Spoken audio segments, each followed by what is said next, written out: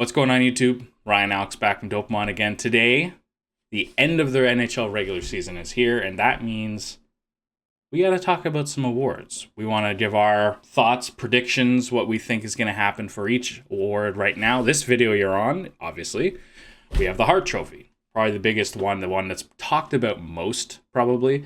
And yeah, we're going to do all the major trophies, and probably a couple you haven't heard of if you're not a huge hockey fan.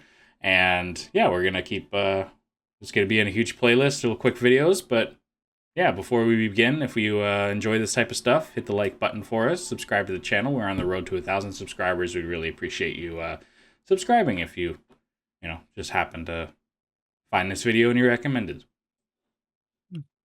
So the Hart Memorial Trophy. This one is awarded to the player judged most valuable to his team. But I felt like in past years it hasn't really met that description. It kind of seems like a league MVP kind of award, if you ask me.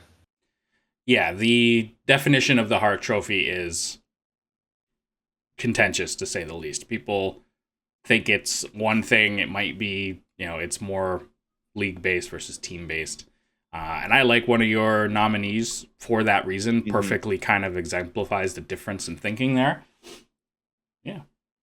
Want to reveal our noms? Yeah, we'll reveal our nominations, move our heads to the corner. In no particular order they are listed. We're going to talk about them. So you have, or I have, we'll start with me. I have Johnny Gaudreau, Austin Matthews, and Connor McDavid. I think everyone includes Matthews and McDavid on their lists. And I have Johnny Gaudreau. And I have Kirill Kaprizov, Austin Matthews, and Connor McDavid, of course. We agree on those two there. Yeah, I think those are easy. I think everyone's going to have those two on their list. I like your nomination of Kirill Kaprizov. Yeah, you Explain. know what? It matches the actual description of the Hart. Most valuable to his team, Kirill Kaprizov, he uplifts the entire team. Minnesota's been a great team this year overall, but come on, Kaprizov, next on the team in scoring is Zuccarello, who's never been a point per game kind of guy. Has played with him. Like, he elevates the entire team. He is the MVP of that team, most distinct from any other player, in my opinion. And, on the pace that he's at 45 goals, 108 assists, 108 points, something around there.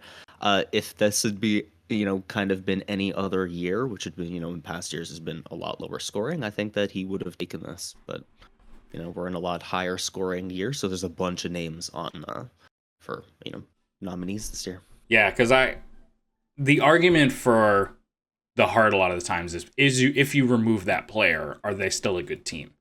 And the problem with that is a lot of good teams have good players, and a lot of good teams have more than one good player. So, like, if you take McDavid off the Oilers, they still have Draisaitl. If they take Matthews off the Leafs, they still have Marner, Gaudreau, and Tkachuk, Huberdeau and Barkov, Shesterkin and Panarin, right? All the arguments are like, oh, there's already more than one. They had help. It's not really all them. Kaprizov is kind of the only one that you can be like, you take Kaprizov off the Minnesota Wild, I don't know if they're as good as they are. So I really like that nominee, to be completely honest. I take Gaudreau. I don't point. I think with Matthews, we've seen in the few games that he has been out that the Leafs have the same record. So without him, they've been able to maintain that, and that is such a deep team, like you said. So yeah, so I don't really like that definition of the when people try to if you remove that player, they're not as good, because it just, you can say that for any of them, right? You take McDavid off the Oilers, I think they're still going to be fairly good. Right? Calgary, same way, yada, yada, yada. They'll find ways to handle the absence of that player because good teams are good teams. But anyway, who's your winner? Who do you got? Oh, you're going to tell me about Johnny Gaudreau? Oh, sure, yeah. No, I think Johnny Gaudreau has not been recognized as much as he should have been. Has an amazing year. Played all 82 games, 40 goals, 75 assists, 115 points. Far and away a career high for him. And Calgary's just been really, really good, dude. That first line, he's been part of the best line in hockey this year. And I think that he gets kind of overlooked when it comes to the Hart Trophy nominations. People are talking about Huberdeau and Shesterkin, and some people throw Draisaitl's name in there. People talk about Ovechkin before they talk about Johnny Gaudreau. And I think he deserves a little more credit for his year this year. I think he's been outstanding. And yeah, that's why he's on my list. Mm-hmm.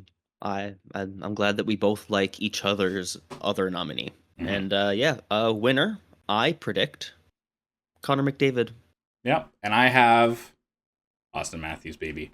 I think the consensus throughout the league is it's Matthews this year to win the Hart, personally.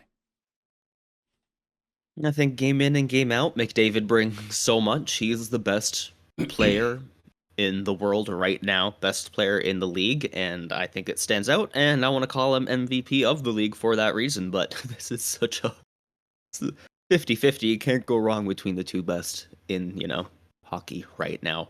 Yeah, for me, it's not only the offensive game for Matthews, it's the two-way center that he's developed into. He's one of the best defensive centers in the league.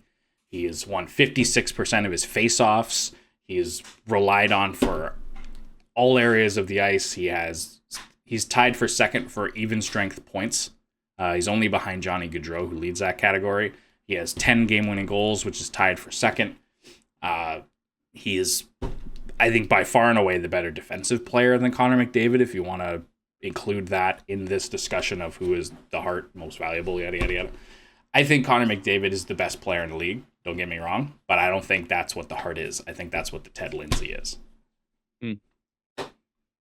That's my distinction, anyway. I don't know if that's something that everyone agrees with, but the most outstanding player, quote unquote, best player in the league is not the Hart. It's the Ted Lindsay.